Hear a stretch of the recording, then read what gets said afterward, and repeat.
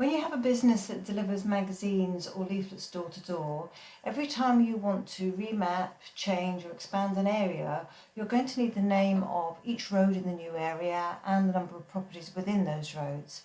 So this short video is just showing you 3 different ways of getting that information.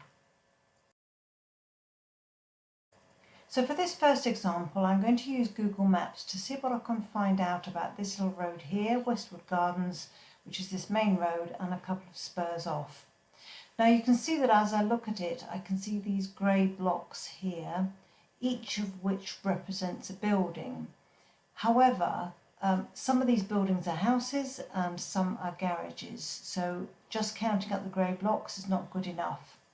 You can go over into satellite view, and that does give you better visibility of what's a house and what's not a house.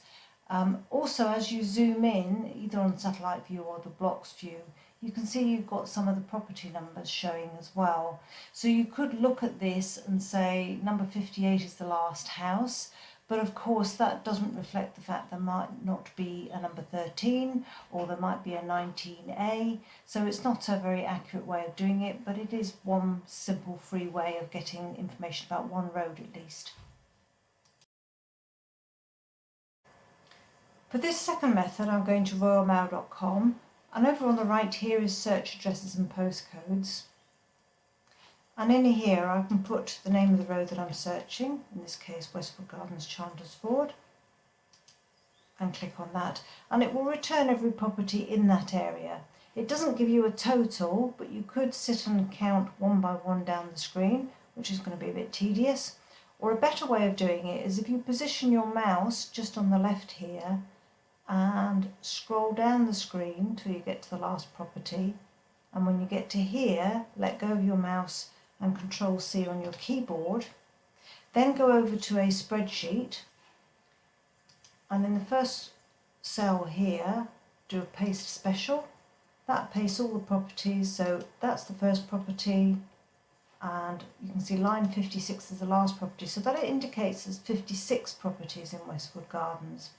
However, what you'll see is that there are a couple of duplicates in there. So there's that one, which is 8. There's obviously a business there, so I just need to delete that one. And if I go down here, there's another one at number 41. I need to delete that one. And now I can see the actual number is 54 properties. For this last method, I'm going to use round control to do our counting. The program has a lot more facilities in it, and this top section here is to do with planning your distribution areas, but for the purposes of this, let's just look at how it does the counting. So I've called the route Westwood Gardens area, and when I scroll down the page I get to a Google map, and as I start typing in here Westwood Gardens, it will pull up the nearest points, and then I click on that. It puts a point within the road that I'm looking for, and I'm zoomed in to the area I want to map. In fact, I can zoom in a little bit closer. It's going to make it a little easier for me. And up here in the centre I've got a shape tool, and from here I would just start drawing a shape around where I wanted the system to count. And as I go around here, as I come up here, I'm not absolutely sure whether these properties are part of Westwood Gardens or not, so I'll include them and let's see what the system returns for us.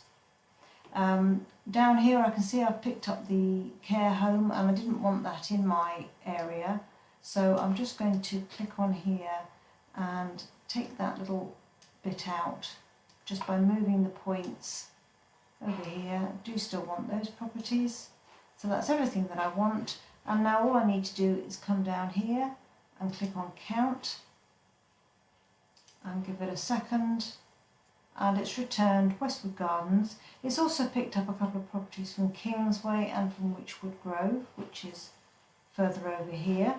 So I'm just going to remap it a little bit, again sort of taking these points. I can just take this down here.